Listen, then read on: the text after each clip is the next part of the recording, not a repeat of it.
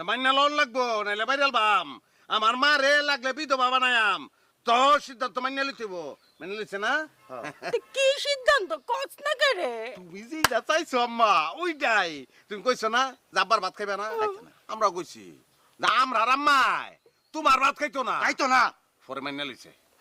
অনেক কোনো অসুবিধা না ভাত ভাত আমার জীবনে কোনো ভাত নাই আম্মা